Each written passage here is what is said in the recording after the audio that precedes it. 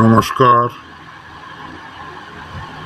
আমি চলে এলাম রতন জাজ রামবাবুর আর ফটাফট জয় মা কালীর টিপস নিয়ে।